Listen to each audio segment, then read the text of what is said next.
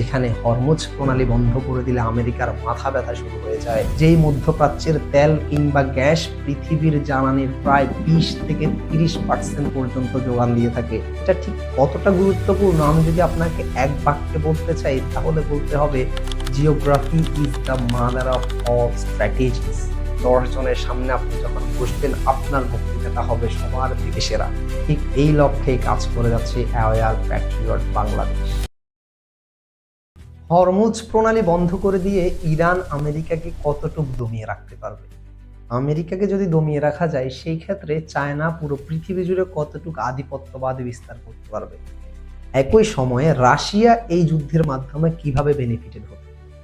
এই প্রত্যেকটা জিনিস বুঝতে হলে আপনাকে যে জিনিসটা বুঝতে হবে ভাই, সেটা হচ্ছে ভূ রাজনীতি, যেটাকে আপনারা জিওপলিটিক্স নামে চিনেন। এই সমগ্র যুদ্ধ বিগ্রহ বাংলাদেশকে কতটা ইফেক্ট ফেলতেছে, বাংলাদেশের রাজনীতি, বাংলাদেশের অর্থনীতি, বিভিন্ন ক্ষেত্রে কিভাবে এগুলো ইফেক্ট ফেলবে, এই সব কিছু জানার জন্য আমাদেরকে অবশ্যই জিওপলিটিক্যাল বিষয়গুলোকে বুঝতে হবে। আর এই জিওপলিটিক্সের প্রত্যেকটা বিষয় যদি আমরা বেসিক থেকে জানতে চাই তাহলে আমাদেরকে জিওপলিটিক্সের প্রধান 3টা ফাউন্ডেশন নিয়ে আলোচনা করতে হবে। প্রথমেই আমাকে যে জিনিসটা জানতে হবে, ফাউন্ডেশন নাম্বার 1 হলো একটা দেশের ভৌগোলিক অবস্থান, অর্থাৎ লোকেশন অফ এ কান্ট্রি। আমাদের 2 নাম্বার যেই জিনিসটা জানতে হবে সেইটা হচ্ছে একটা দেশের প্রাকৃতিক সম্পদ এবং ওই সম্পদের যথাযথ ব্যবহার, অর্থাৎ রিসোর্স অফ এ কান্ট্রি।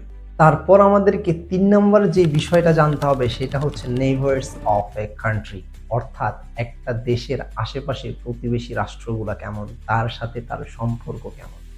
আজকের ভিডিওতে আমরা চাইলে সবকিছু আলোচনা করে ফেলতে পারবো না, পুরোটা বোরিং একটা আলোচনা হয়ে যাবে। আমরা আপনাদেরকে এই সম্পূর্ণ বিষয়ের উপর একটা ধারণা দেওয়ার জন্য প্রথম ফাউন্ডেশনটা নিয়ে আজকে আলোচনা করতে যাচ্ছি। পরবর্তী ভিডিওতে আমরা ইনশাল্লাহ অন্যান্য ফাউন্ডেশনগুলো নিয়ে ধারাবাহিকভাবে জিওপলিটিক্সের একটা সুন্দর সিরিজ তৈরি করার চেষ্টা করব। তো চলুন শুরু করা যাক।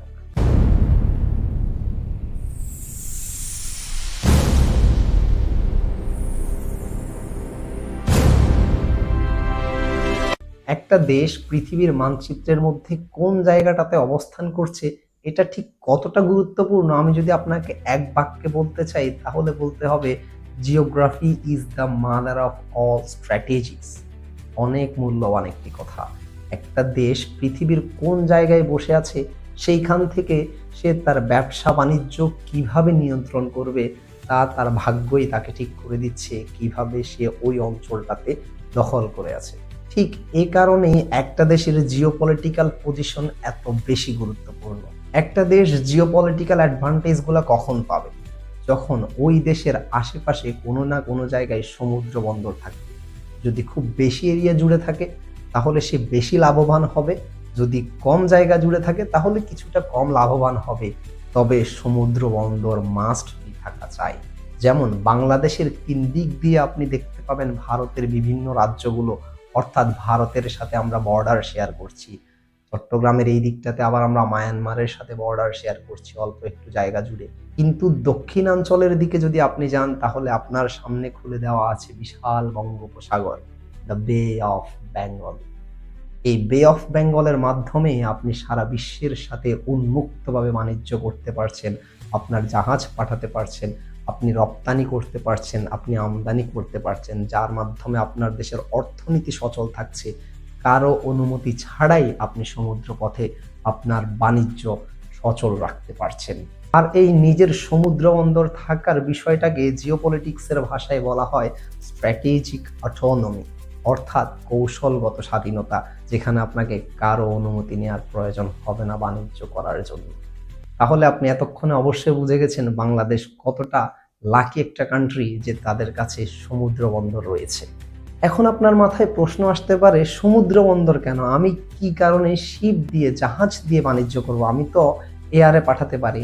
আপনি চাইলে এয়ারে পাঠাতে পারবেন, কিন্তু এয়ারে পাঠাতে, বিমানে পাঠাতে আপনার যে পরিমাণ খরচ হবে তার থেকে কয়েক গুণ খরচ বেঁচে যাবে যদি আপনি সমুদ্র পথে পাঠাতে পারেন না। সমুদ্র পথে আপনি যে বিশাল পরিমাণে হাজার হাজার কন্টেইনার জিনিস পাঠাতে পারছেন, যা আপনি কখনোই বাই রোড কিংবা বাই এয়ারে সম্ভব করতে পারবেন।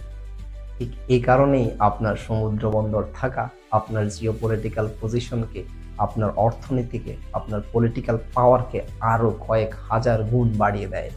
আর এই সম্পূর্ণ বিষয়টা, অর্থাৎ একটা দেশের সমুদ্র বন্দর থাকার বিষয়টাকে জিওপলিটিক্সের ভাষায় বলা হচ্ছে ম্যারিটাইম পাওয়ার। ম্যারিটাইম পাওয়ার মানে হচ্ছে যে স্ট্র্যাটেজিক অটোনমিটা, যেখানে সে বাণিজ্য করার স্বাধীনতা পাচ্ছে, নিজের সমুদ্র এরিয়া থাকা।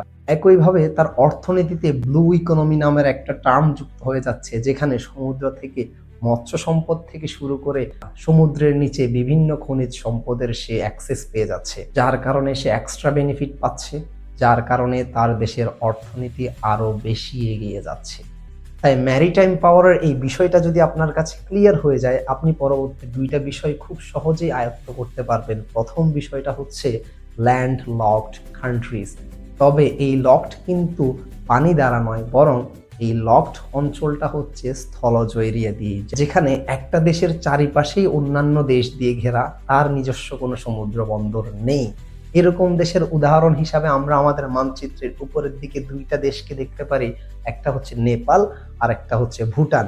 নেপালের দিকে যদি আপনি তাকান, আপনি একটা মানচিত্র দেখুন, যেখানে নেপালের দিকে আপনি তাকালে দেখবেন উপরের দিকে পুরোটা চায়নার সাথে সে বর্ডার শেয়ার করে, নিচের দিকটাতে সে পুরোপুরি ভারতের সাথে বর্ডার শেয়ার করে। একইভাবে আরেকটু ওপাশে গিয়ে যদি আপনি ভুটানের দিকে তাকান, তাহলেও দেখবেন ভুটান চায়নার সাথে বর্ডার শেয়ার করছে এবং ভারতের সাথে বর্ডার শেয়ার করছে। তার মানে এই ভুটান এবং নেপালের মতো দেশগুলো পুরোপুরি ল্যান্ড লকড কান্ট্রি। এই নেপাল কিংবা ভুটানের মতো দেশগুলো যদি বাণিজ্য করতে চায়, তাহলে তাদেরকে এখন অবশ্যই চায়না এবং ভারতের সঙ্গে সুসম্পর্ক বজায় রাখতে হবে। এই যে তারা চায়না এবং ভারতের কাছে ডিপেন্ডেন্ট হয়ে যাচ্ছে, এই বিষয়টাকে জিওপলিটিক্সের ভাষায় বলা হয় জিওপলিটিক্যাল ভালনারেবিলিটি, অর্থাৎ ভূ রাজনৈতিক দুর্বলতা। আপনি একবার ভেবে দেখুন, এই নেপাল কিংবা ভুটানের মতো দেশ যদি চায়না অথবা ইন্ডিয়ার সাথে খুব গভীর একটা দ্বন্দ্বে পড়ে যায়, তাহলে তাদের সার্বভৌমত্ব হারানোটা এখন কেবলমাত্র সময়ের দাবি হয়ে পড়বে। ঠিক এই কারণেই তাদের নেগোশিয়েটিং পাওয়ার কম। চায়না কিংবা ইন্ডিয়া যে কোনো সময় যে কোনো কিছু এই ভুটান কিংবা নেপালের উপর চাপিয়ে দিতে পারে, আদারওয়াইজ তোমরা বাণিজ্য করতে পারবা না। কেননা বাণিজ্যের জন্য যে ট্রানজিট ডিপেন্ডেন্সি, অর্থাৎ ওদের সমুদ্র বন্দর ব্যবহার করার যে অনুমতি, সেই অনুমতিটা তখন চায়না কিংবা ইন্ডিয়া দিবে না, যেটাকে আমরা জিওপলিটিক্সের ভাষায় বলছি ট্রানজিট ডিপেন্ডেন্সি। তাহলে আপনি বুঝুন ম্যারিটাইম পাওয়ার জিনিসটা কি আর ল্যান্ড লকড কান্ট্রিজ জিনিসটা আসলে কি। এই দুইটা বিষয় যেহেতু আপনি এখন বুঝে গিয়েছেন, তাহলে পরবর্তী বিষয়টা আপনার কাছে খুব ইন্টারেস্টিং লাগবে, যেখানে আমরা কথা বলছি চোখ পয়েন্ট নিয়ে। চোখ পয়েন্ট শব্দটা আপনার কাছে খুবই অপরিচিত। এটাকে জিওপলিটিক্যাল ভাষায় ব্যবহার করা হলেও আমরা এই বিষয়টাকে প্রণালী দিয়ে খুব ভালোভাবে জানি। সাম্প্রতিক সময়ে, অর্থাৎ এই ভিডিওটা যখন রেকর্ড করছি 2026-এর শুরুর দিকে, যে সময়টাতে ইরান, ইসরায়েল এবং আমেরিকার সাথে একটা গভীর যুদ্ধে লিপ্ত হয়ে গিয়েছে,